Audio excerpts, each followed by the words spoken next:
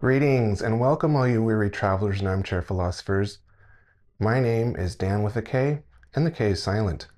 I'm thrilled as usual for you to join us. We, all of us, are here to nerd out, to laugh, think a little bit, and just have a good time. On this channel, we will be discussing all things supernatural, paranormal, science fiction, and fantasy. You'll be hearing from my special guests who I invite on the show to share their answers to the topics I provide, and I think you're going to find them quite entertaining and maybe just a little bit informative.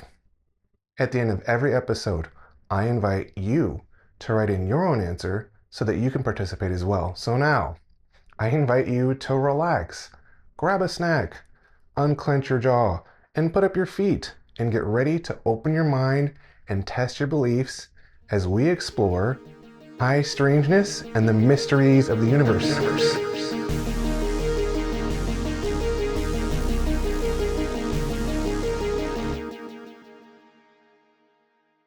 Hey, swamp gas, Venus, your drunk mother-in-law wearing a purple muumuu. What do all these things have in common? The government has given us so many lame excuses and explanations for these things that people see. We know that can't be the case. UFOs, are they real? Obviously, unidentified flying objects. To me, they're kind of like basic algebra, which I failed and took me many years to take and retake and drop and retake and finally get a passing D-. You know, UFOs are like algebra. You can show me the problem on a piece of paper. I don't know what I'm looking at, and I already forgot the order of operations. But it's still there. Oh, it's there. It's undeniably there. I just don't know what to make of it. My professor would ask us all to shout out the answer we came up with, and there'd be like 5 different answers. 8, -2, 12, -4, 22. Then he'd show us how to do it and see if anyone got the right answer. The answer's out there, and somebody knows something. Like algebra and my old professor, I'm willing to ask people what they think the answer is. Maybe there's more than one answer. So, I asked our special guests if they've ever seen a UFO, what they thought it was, and more importantly, what is 4x plus 2 to the second power all in parentheses divided by 2x separate parentheses? And how does that affect their daily life? Let's get to it. Hello, I'm Don David. I'm 49 years old. Let's just say I'm from the UK. That'll do. I never went to uni, but I have a bone to pick with those so-called elite. I let rooms to students and travelling students who don't have much money. That's my work. That's what I do. I also fix their stupid problems. I once got a call from one of these Einsteins to fix a refrigerator. And you know what they told me? They said it wasn't running and their food got spoiled. So I go over there and you know what I did? I plugged it back in. That's a lot to deal with day to day. Sounds like you have your hands full. So thanks for joining us, Don David. I know you expressed wanting to share your thoughts on a lot of things, and I know that these questions are all about the supernatural, paranormal, science fiction, fantasy, and all that stuff. So let's just get right into it. Have you ever seen a UFO? It was way back when I was just a child, just a wee lad. But I remember it like it happened yesterday. I was with my brother at the time and we were playing out in the fields. My mother was inside making us food and my father was at work. So me and my brother were just goofing about, just being boys. When my brother suddenly stopped and pointed at the sky, I didn't even have to look up at that point because a large, very large shadow came over us, like blotting out the sun. The birds stopped chirping and it was just like everything was still. I looked up and I saw what I can only describe as a flying saucer. Like imagine if you looked up and all the way across your vision you could see this thing just floating there. No sound, nothing. I get the chills down my spine just thinking about it now. There were people, what looked like regular people, waving at us. I was so frightened and confused. I don't remember if I waved back. Can you remember? Can you describe what they look like? Aye, they had shiny suits on, like aluminium or something, covering them tight, like uniforms, and they had blonde hair and blue eyes. They were just like us. They were that close that you could make all that out? I'm telling you, I'm not a liar. And at some point, I don't know how, they just disappeared. I looked at my brother and he was speechless, and I shook him. And I said, "Are you alright? Did you see that? Did you see that?" It appeared again, right over the house. What? The same saucer. And same people. Me mum looked up and they was waving at her. I shouted, "It's them, Mum! It's them!" And again, before he could say aye, it blinked away. I mean, gone. Like it was never there. Didn't even rustle the clothesline. We all hugged each other. And me and my mum, well, she told us not to say anything to Dad when he got home. I am Gunther Spielmann. I am born in Denmark and moved to Germany as a young boy. I now live in the United States. I have been on this earth now 72 trips around the nuclear furnace we call the sun. There are things and objects all around us which remind us of our inevitable demise. There is nothing which scares me more than the thought of being alone in this cold universe, for it is terrifying and endless.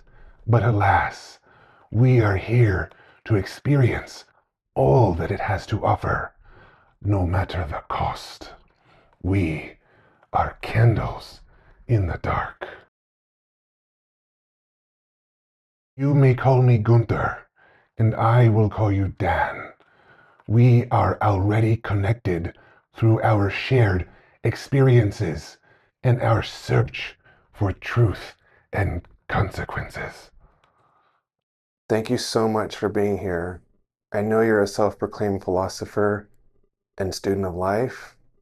I can really appreciate any insight you might have for us regarding any and all the topics we'll be discussing on this channel. No question should be off limits. No answer should be considered perverted or immoral.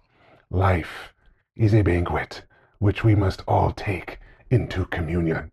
Have you ever seen a UFO? The most striking event in memory was when I was out walking near the outskirts of the city during the dead of night, when a bright red orb caught my attention up in the sky.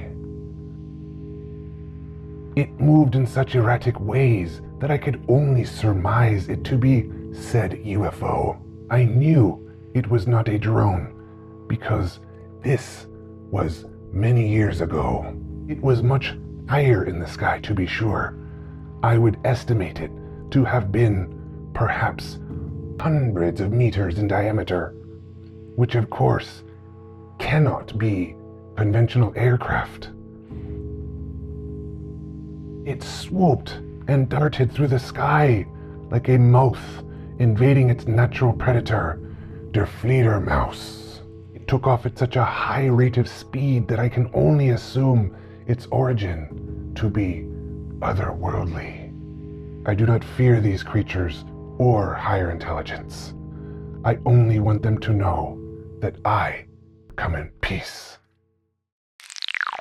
Howdy, Mr. Dan. I'm JD, and I ain't telling you how old I am.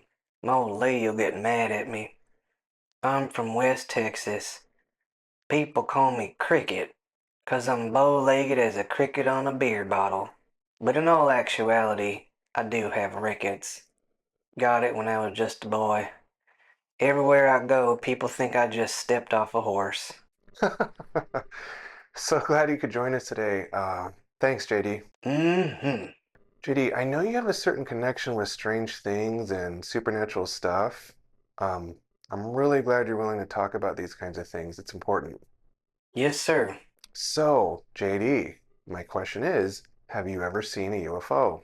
As a matter of fact, yes, sir, I have. And I'm gonna tell you all about it. This is a true story. Hand to God. A couple years back, around mid-November, I believe it was the 19th, I wrote it on a calendar. Well, anyways, me and a hunting buddy of mine, we were looking out to get some whitetail. He has some land where we always go, so we know that terrain like the back of our hand. It was getting dark and he had had enough. We hadn't spotted any yet and he wanted to go back to the lodge and just call it a day. I don't blame him. Unlike him though, I can tough it out. I guess I have more meat on my bones than his skinny butt. Anyway, I had my blind up and I was sitting close to an old oak. Big old thing with branches look like elephant trunks. I'm looking up through the limbs, and mind you, it's getting dark, but not too dark. I can just start to make out the first stars. Now, you ever been hunting when everything just goes quiet? Can't say I have. I mean, I don't hunt, but I have been in the forest when things get really quiet. It's pretty eerie. I was just fixing to say, eerie. That's exactly right. You know, the insects and the birds just stop making noise. I mean, altogether. You spend any time in the woods, you know what I'm talking about. And there's a reason. Usually means something big's out there, close, nearby. And all the little critters know, so they pipe down. So, I raised my rifle. I got the scope on it. I'm taking turns looking through the scope and looking with my eyes for any movement. I'm careful not to make noise neither. I can feel a slight wind coming from the north. Nothing else though. Quiet, deadly quiet. No footsteps or broken branches. I get this weird feeling that I should look up again, like almost a voice is calling me from somewhere I can't explain. I tell you, I get the shivers just thinking about it. Go on. So like I said, I hear this strange voice in my head. It doesn't sound like anyone I know. In fact, it doesn't even sound like a man's voice. It's so hard to explain, man. So this voice is calling me and telling me to look up. It's saying, look up. Don't be afraid. We ain't gonna hurt you. Wait. The voice literally said, look up, we ain't gonna hurt ya? I'm so sorry, JD. I just want to get it right for everybody here. I'm sorry. Listen, man. It's so hard to explain. It's like if somebody told you the playing card in your hand was the Queen of Diamonds, but you're blind at birth, so you got no reference. Just follow me now. I'm sorry, JD. I'm listening. All right, thank you, bud. This is hard telling it, but so, okay. I'm next to the tree and I start to look up through the thick branches, and I can make out what looks like a black vehicle or some kind of object. It makes no sense. I know it, but stick with me here. I know it don't make no sense, but just stick with me here. So I carefully walk around from the blind and take a few steps away from the tree so I can see this thing more clear. I'm standing now with nothing covering me, just the sky. And what I'm looking at is, I mean, it's hard to believe, but it's a huge black triangle, like the size of, hell, I don't even know. Like, it's just covering the whole damn sky. And it's weird, because I can't see any rivets or welds or nothing. And, I mean, there's just still no sound. There's nothing. How are you gonna float in the sky like that? I mean, I guess it could have been a blimp, but we'll get to that. So, the voice comes back and says to me, look at us. We ain't gonna hurt you. We're peaceful. And we're here to look out for you. And I swear it, I can't be any clearer. What I saw was, well, it's impossible. It's like a dream, but it wasn't no dream, dude. I'm telling you. What? What or who was talking? I look up, and there's like a rectangle of windows that appear in the side. Just appear like suddenly. There's a window, and there's two, and I need you to believe me, man, because I know what I saw. There was two insects, like man-sized praying mantis, staring at me. Huge eyes, like 6 foot tall, two of them. And I'm telling you, I know it sounds crazy. I know it does. You think if you told me this story I'd believe you? Well, I probably wouldn't, but now I have no reason not to believe. Okay, JD, I believe you sincerely. I do. I just want to make sure I heard you correctly. You heard a voice in your head say to look up, and then they give you a peaceful message. Then you saw what looked like two praying mantises the size of humans? Yes, sir, that's what I'm saying. I'm telling you the truth. I believe you. I do. Well, what happened then? Then I lost contact with them in my head, like something else was bothering me. I don't know if it's my upbringing or my instincts or what, but I kind of shook it off like it was a dream, and I did something real stupid. Yeah? I raised my rifle at it, and I shot at the thing. Not the insect, man. I shot at the craft. Mind you, this thing is so low. Just imagine I can see two aliens with my naked eye. I mean, they're almost on the deck, and nothing happened. I didn't even hear it hit, and I didn't even see it ricochet. I slid the bolt back for a follow-up, and in the blink of an eye, it was gone. And I never saw it since. I waited a long time to tell my buddy. He believes me, but he's the only one. And now you know too. Hey, how you doing? I'm 64 years old. I'm a retired plumber from Fairfield, New Jersey. They call me Joey Cakes because I love to eat cake. You know, I don't care if it's chocolate or vanilla, sprinkles, fudgy, nutty, fruity, tooty. Diabetes? Forget about it. Cancer? Not in my family. So, I've lived my life. It's been a good one, you know? If I go out eating cake, all the better. That's funny. Hey, good to meet you, Joey. Glad you could come aboard.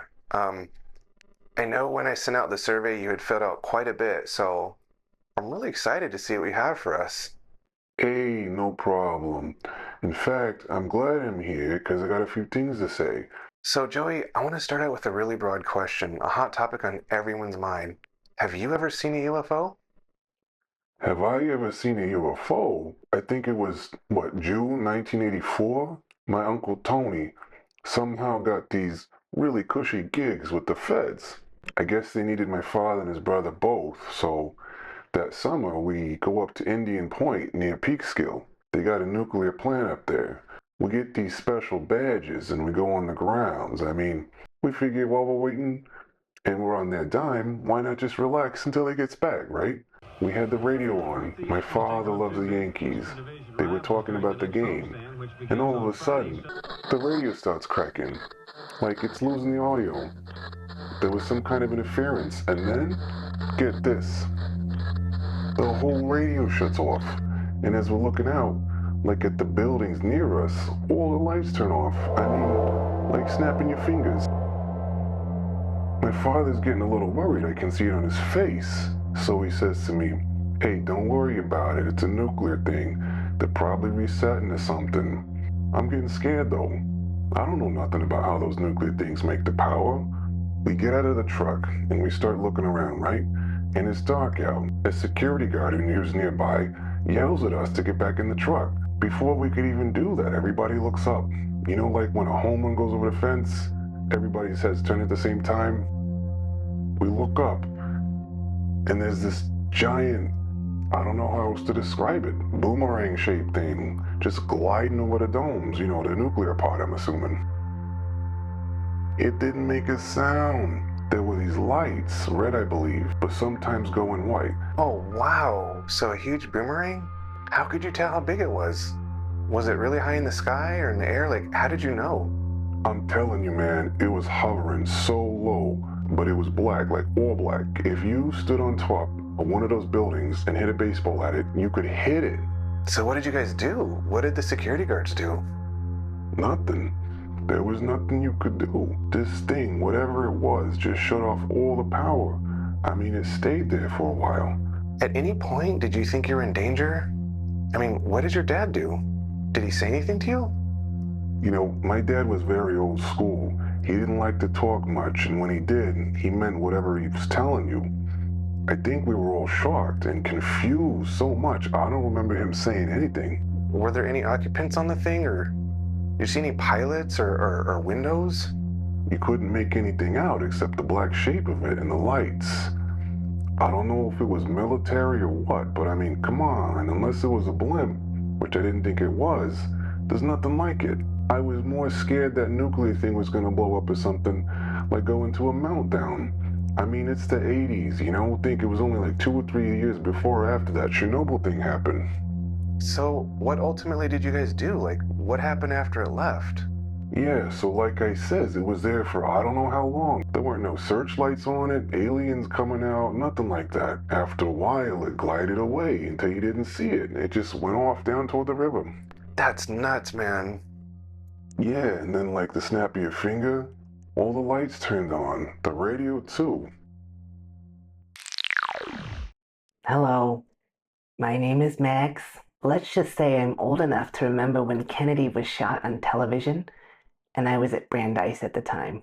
I live in New York City, Manhattan, and I'm a proud owner of an original Matisse painting. And no, I don't know you well enough to show it off to you. Besides being on the board of directors for a few esteemed charities, which does keep me very occupied, I like to relax by watching old movies from the golden era. Bogart, Swanson, Hepburn, Hayworth, Cagney, Gardner. Oh, I could go on. I could name so many more that come to mind, but then we'd be here all afternoon. That was when movies were made to be seen. Give me 2 hours with Vivian Leigh. Oh, and I'm drifting off into heaven. So good of you to join us, Max. Clearly, you're a fan of the Golden Era. That's fantastic. That's so cool. I'm aware that you're also a fan of the paranormal and supernatural. Is that right? Yes, very much so, and thank you for having me. I just love all the mysterious things that this life has to offer. I once did a seance with Kirk Douglas in a second life. I'll tell you about it later. Ooh, it tickles me to think about supernatural and paranormal things and even fantasy, which I enjoy reading about.